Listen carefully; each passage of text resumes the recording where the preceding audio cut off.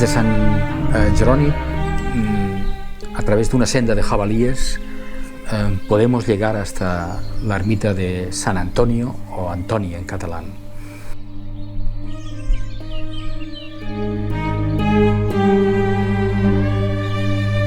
Precisamente muy cerca de una gran pareidoila, una gran protuberancia rocosa que el imaginario catalán ha denominado la calavera o el cap de mort.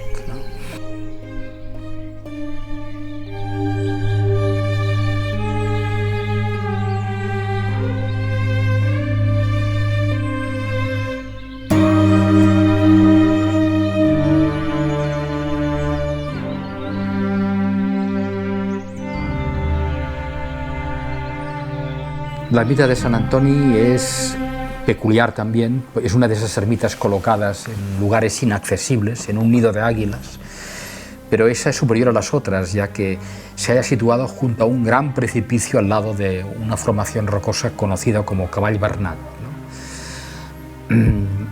También un poco más allá de la ermita encontramos una pared vertical enorme de 700 metros que se conoce como la pared del Diable en catalán, conocida así porque con el reflejo del sol del atardecer se dibuja perfectamente la cara de Satán con los cuernos en la montaña. San Antoni se halla bajo la invocación, evidentemente, de San Antonio. Vivió en Egipto en el año 251 después de Cristo, se pasó a la vida eremítica. Es uno de los eremitas más famosos de la tradición cristiana, sobre todo por el hecho de que hay un enfrentamiento con las fuerzas negativas, con el mal, con el diablo, ¿no? Se enfrentó varias veces con el diablo y la tradición pictórica, por ejemplo, recoge muchas veces ese enfrentamiento de San Antoni contra el diablo, ¿no? Hay pinturas, si no recuerdo mal, hay pinturas de San Juan del Bosco, inclusive, que Felipe II admiraba, y recientemente, en el siglo XX, el mismo Dalí ha pintado cuadros sobre las tentaciones de San Antonio. El enfrentamiento viene por las dudas, por las tentaciones que tiene San Antonio.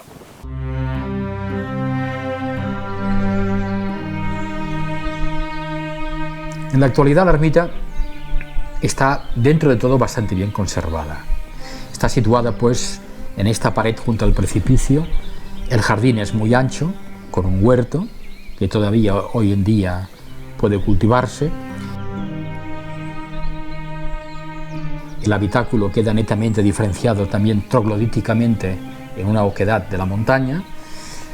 Se ve el lugar antiguo de la capilla, aunque muy deteriorado, y la cisterna existe. Lo que ocurre es que está, por haberse roto parte de su conducción, no está en grandes condiciones, pero existe una cisterna.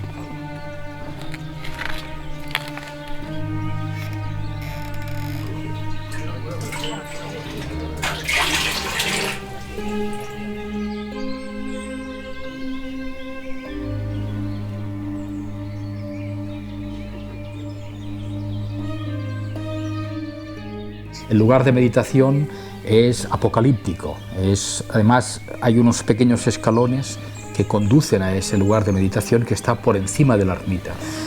El mero hecho de intentar acercarse a ese lugar es pasar cerca del precipicio de 700 metros y realmente no es aconsejable, ¿no? Esta ermita, además, anteriormente estaba todavía en un lugar todavía más complicado, ¿no? En el siglo XVI hay ruinas de otra ermita cercana, la antigua San Antoni, que hoy en día no se utiliza, que todavía estaba en un lugar más cerca del precipicio de lo que está esta, ¿no? Desde el punto de vista espiritual, es obvio que después de las tentaciones de San Antonio sea una ermita, tanto a nivel eremítico como a nivel chamánico, para realmente enfrentarnos en lo que la tradición cristiana esotérica conoce como el encuentro con la sombra, ¿no? La sombra o el guardián del umbral, ¿no? Es decir, una vez los ermitaños han estado durante varios tiempos, semanas o meses evolucionando, fundiéndose con el entorno, teniendo las emociones de las alianzas con los animales, del Enka y Pan con la naturaleza, llega un momento de esa evolución en el cual empiezan unas dudas, empiezan unas angustias, unas dudas, unos recuerdos de una vuelta, una nostalgia de la vida anterior, del poder vivir como se vivía antes. Es el momento clave del ermitaño. Va acompanyado normalment també per sueños, per pesadillas. De tots els puig que s'obriren, un li és més agradós, perquè a l'ombra de sos arbres floria la vida del seu cor. Ahir encara sent que el criden les alegries del món, amb cantúries de sirena, somnis, danses i visions. Després de veure la terra, no troba el cel tan hermós i baixa de la muntanya, sentint baixar-ne tot sol. La campana de Sant Iscle sol tocar el seu retorn, com veu d'un àngel que canta quan la de l'altre àngel respon. Avui no ha tocat encara, més amb aire de tristor, com veu d'un àngel que plora quan la de l'altre àngel s'adorm.